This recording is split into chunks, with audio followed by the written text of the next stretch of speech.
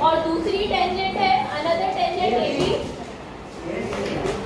Touches the circle eight कौन से point पर C पर एंड इंटरसेक्ट और इंटरसेक्ट करती है दोनों को किस पॉइंट पर at point A and B respectively।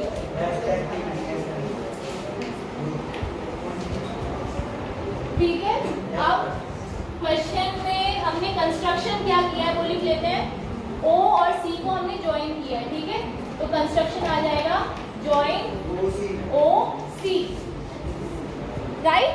ये हमने क्यों किया था वो भी मैंने आपको बता दिया था, ट्राइंगल फॉर्म करने के लिए, ठीक है। तो अब हम इसका प्रूफ स्टार्ट करते हैं बेटा, चलिए ध्यान दीजिए, स्टार्ट करेंगे प्रूफ। अच्छा यहाँ अभी टू प्रूफ भी रह गया, टू प्रूफ लिख लो। टू प्रूफ क्या कर रहे हैं, angle AOB is equal to 90। Proof देखिए, in triangle OAP, in triangle OAP and दो ट्राइंगल दिख रहे हैं आपको ऊपर, OAP और दूसरे का नाम बताओ जल्दी, OAC, वेरी गुड। इनको कॉन्ग्रुएंट प्रूव करना है, कर सकते हैं, कर सकते हैं, चलो करते हैं। कॉन्ग्रुएंट प्रूव करना आपने 9th क्लास में सीखा था। तो सबसे पहले मुझे बताओ क्या कॉमन है, OA is equal to OA क्या आ जाएगा कॉमन, और बताओ क्या आ सकता है, चलो जल्दी बताओ। दिस एंगल, ये वाला एंगल क्या है, 90 डिग्री है, ये भी रेडियस है, तो ये भी 90 डिग्री होगा। तो लिखो एंगल की रिक्वायरमेंट एक्चुअली होगी नहीं इसमें। देखो आप अगर आप चाहो तो एंगल की रिक्वायरमेंट नहीं होगी। कैसे, एक तो साइड ही वाली कॉमन मिलेगी, और देखो ये एक्सटर्नल पॉइंट है, इस एक्सटर्नल पॉइंट से तो अब देखिए ये साइड तो कॉमन आ गई बीच वाली। अब यहाँ से आपको देख के पता चल रहा होगा A एक्सटर्नल पॉइंट है, और किसी भी एक्सटर्नल पॉइंट से जब दो टेंजेंट बनती है एक सर्कल पे, तो दोनों टेंजेंट लेंथ में बराबर होती है। तो आप मुझे बताओ कि कौन सी टेंजेंट बन रही है, टेंजेंट्स के नाम बता दो। A से कौन कौन सी टेंजेंट दिख रही है, AB और AC, क्या ये बराबर होगी लेंथ में? AP is equal to AC। Reason क्या होगा, थ्योरम 10.2। ये मत लिखना पेपर में, अभी लिखवा रही हूँ बस यहाँ पे शॉर्ट में पूरा स्टेटमेंट लिखना है आपको। Tangents drawn from an external points are same in length. बहुत बार बता चुकी, अब तो याद भी हो गई होगी मुझे, ठीक है। अच्छा, दो चीज मिल गई हमें, एक ऐसी यहाँ मिली, एक ऐसी यहाँ मिल गया, तीसरा ऐसा और ढूंढना है। और yes, OP is equal to OC। एक कहाँ से आ गया, एंगल की जरूरत ही नहीं, ये भी रेडियस है और ये भी रेडियस है, तो OP और OC बराबर होगी। क्या रीजन लिखोगे, तीनों साइड्स बराबर आ गई। S कौन सी कॉम्बिनेंसी लगेगी, यूजिंग ट्रिपल S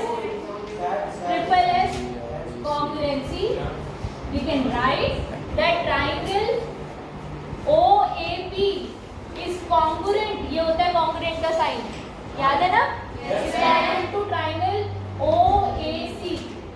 और जब दो ट्राइंगल्स कॉन्ग्रुएंट होते हैं तो उनकी तीनों साइड्स और तीनों एंगल्स बराबर होते हैं, ठीक है, याद आ गया।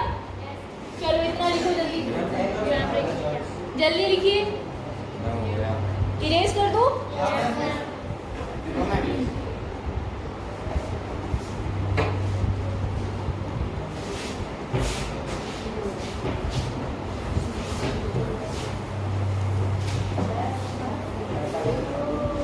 अब इसके आगे का ऊपर लिख रही हूँ, ठीक है।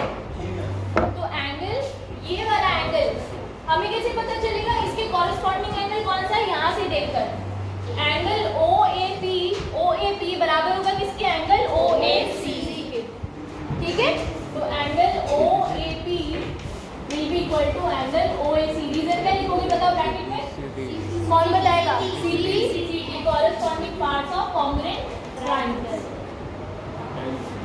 क्योंकि ये दोनों कॉरेस्पॉन्डिंग एंगल्स हैं इन दोनों ट्रायंगल्स के, इसलिए बराबर है। ठीक है, अब अच्छा मैंने सी लिख दिया, क्या होगी? ठीक है, डैश नहीं होगा। अब एंगल PAC जो होगा, एंगल PAC ये पूरा एंगल, कंप्लीट एंगल, ये एंगल क्योंकि ये अंदर के दोनों बराबर हो गए ना, देखो ऐसे लिखेंगे एंगल PAC कैसे बन रहा है? Angle OAP plus angle OAC से बन रहा है जोड़कर, है ना, और ये दोनों बराबर है।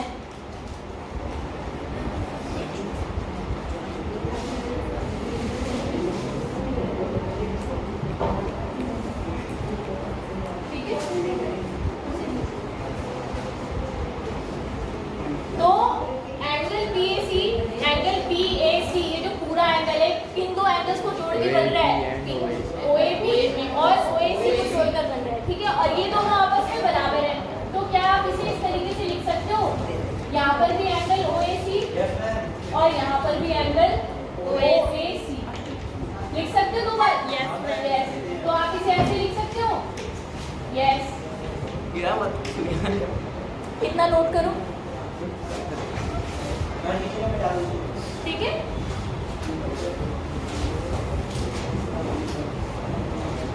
ये एक्स्ट्रा लिखा है मैंने, इसकी जरूरत नहीं थी, आप डायरेक्टली भी ये चीज लिख सकते थे, छोटे बच्चों वाला काम हुआ है।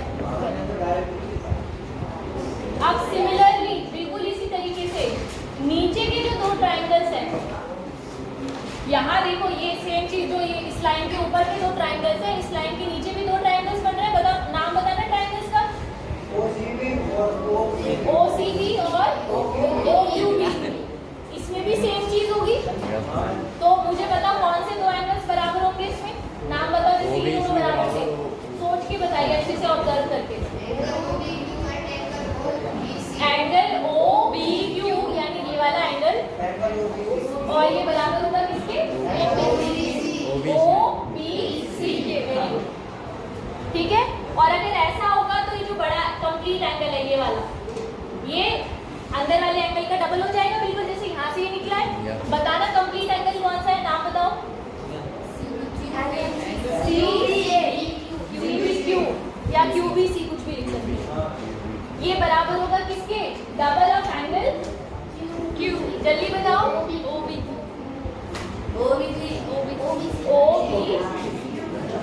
सही है। देखो यहाँ तक देखो, मुझे बताओ कोई डाउट है क्या? अच्छे से देखो, जैसे यहाँ पे कंप्लीट एंगल हमने लिया था PAC, इसी तरीके से कंप्लीट एंगल QBC होगा नीचे। जैसे हमें ये पता चला था कि PAC जो है एक्चुअली वो कुछ और नहीं, इसका डबल है, क्योंकि दोनों बराबर है। तो अंदर वाला जो एंगल है OAC उसका डबल है। अंदर वाला ही क्यों लिया हम? क्योंकि हम ट्राइंगल को कंसीडर करेंगे, इसलिए हमने अंदर वाला पोर्शन लिया है। बाहर वाला भी ले सकते हैं, पर हमें ट्राइंगल के अंदर वाला एंगल चाहिए। ठीक है, ओके शुभ। तो एंगल CBQ यानी पूरा एंगल डबल है किसके? इस वाले अंदर वाले एंगल का डबल है। इसका नाम क्या है?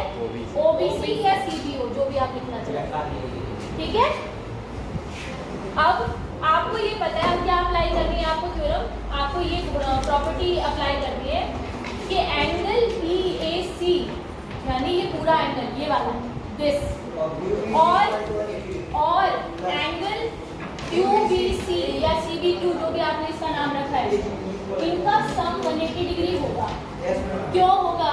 क्योंकि ये दोनों, क्योंकि ये देखो ऊपर दो पैरेलल लाइन है और उनको ये ट्रांसवर्सल कट कर रही है।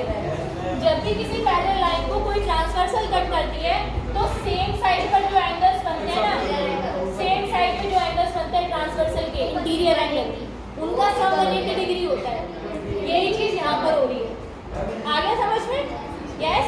सेम साइड पे एंगल कौन से बन रहे हैं? ये वाला और एक ये वाला, ऐसे ये और ये PAC और QBC या CBQ, जो भी नाम रखा है। अब इसकी वैल्यू इक्वेशन नंबर 1 से और इक्वेशन नंबर 2 से इस वाली पोर्शन में डाल देंगे। तो अच्छा हाँ, यहाँ लिख देती हूँ मैं। Angle interior angles on the same side of the transversal, on the same side of the transversal. ठीक है ना, आगे समझ में? यस। अब बस इसमें वैल्यूज पुट करने, PAC की जगह क्या लिखोगे? 2 एंगल OAC प्लस CBQ की जगह क्या लिखोगे? 2 angle OBC which is equal to 180 degree. दो जो है दोनों जगह है 2 कॉमन आ जाएगा, 2 कॉमन ले लोगे तो क्या बचेगा आपके पास ब्रैकेट में? OAC plus OBC is equal to 180 degree. 2 इधर जो कॉमन लिया था वो दूसरी तरफ जाएगा, डिवाइड में आ जाएगा 180 के, तो क्या मिलेगा आपके पास? OAC प्लस C, अच्छा C अलग से आ गया, OBC इज 90 डिग्री। अब बस क्वेश्चन खत्म ही होने को आया है, ये कर लिया? नोट करो इसे जल्दी फटाफट पूरा। यानी अब ध्यान से देखना, हमने क्या लिखा है लास्ट वाली लाइन को, यहाँ फिगर में देखते हैं कहाँ पर है। OAC ये वाला angle, this angle, this OAC this angle, और OBC यानी ये वाला एंगल, इनका सम 90 डिग्री है। हमसे पूछा गया है ये वाला एंगल कितने डिग्री का है।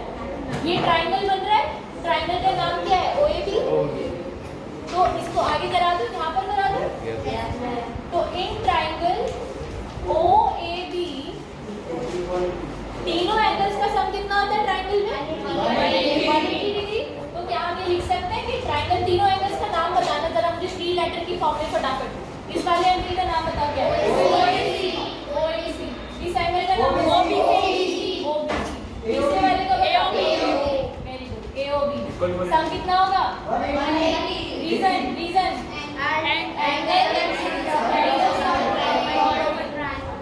Angle sum property of a triangle. Very good. इन दोनों का सम की वैल्यू पता है हमारे पास है कितनी है? 90। तो 90 प्लस एंगल AOB बराबर होगा 180 के। तो यहाँ से एंगल AOB की वैल्यू कितनी आ गई? 180 माइनस 90 कितना आ गया? 90 डिग्री। यही चाहिए था हमें? हैंड्स प्रूव्ड लिख देना बस।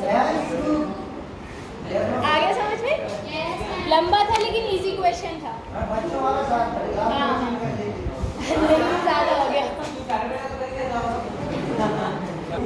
क्लास देखिए, अब अगला क्वेश्चन है, क्वेश्चन नंबर 11 कर रही हूँ मैं।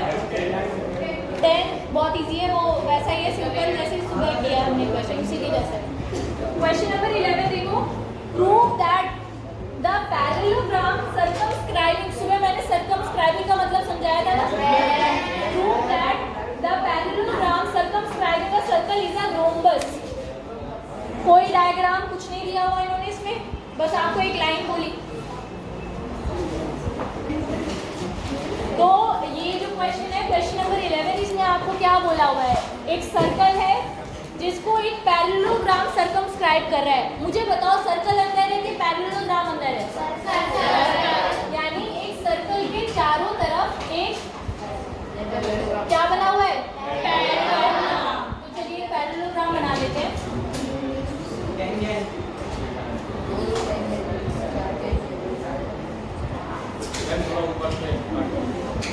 ठीक है ना? ठीक है, मुझे बताओ कुछ नजर आ रहा है आपको यहाँ पर? क्या नजर आ रहा है? हाँ, और कॉन्सेप्ट कौन सा यूज करोगे? कौन सा? टेंजेंट। थ्योरम 10.2 शुभ बताएंगे, शुभ बताएंगे। थ्योरम 10.2 क्या कहती है? जल्दी बताओ शुभ, फटाफट।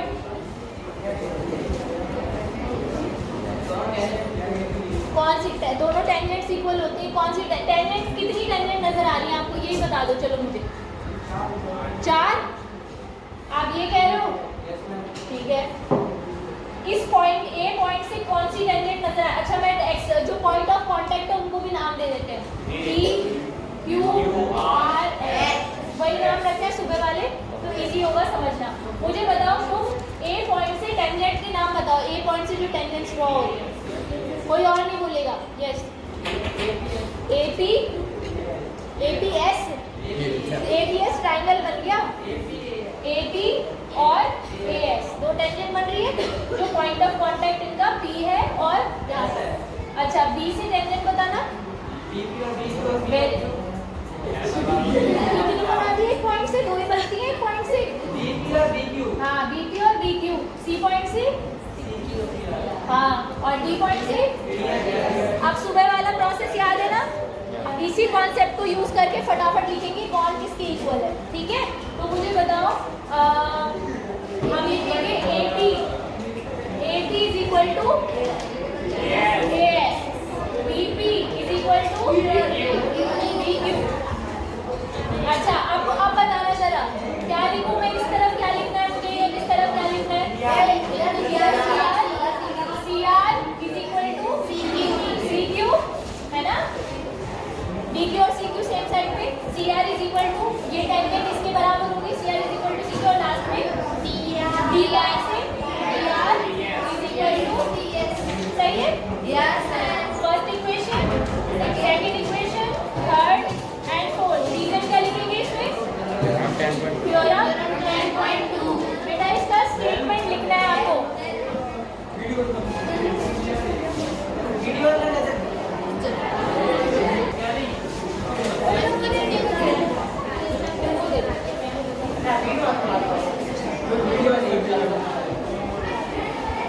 ठीक है, तो अब इन चारों इक्वेशंस को हम लोग ऐड करेंगे।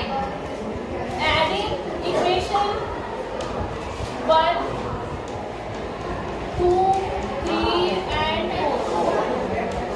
चलो ऐड करते हैं। एपी लेफ्ट हैंड साइड में लेफ्ट हैंड साइड ऐड होगी और राइट हैंड साइड में राइट हैंड साइड ऐड होगी। यही क्या है? तो बताना जरा, AP plus CR is equal to AS plus BQ. थोड़ा सा इस तरफ लिखना पड़ेगा, नजर नहीं आएगा वरना। थोड़ा इधर लिख रही हो, AP plus BP is equal to AS plus BQ. क्या मैं एएस के साथ डीएस ऑलरेडी लिख सकते हैं यहाँ पे? भाई वो पीछे लिखा जाएगा, उसको आगे लिख लो, कोई वो नहीं है। डीएस प्लस क्या बच गया? करिए, यहाँ पे है तो एपी, ये कितना हो गया? एपी और ये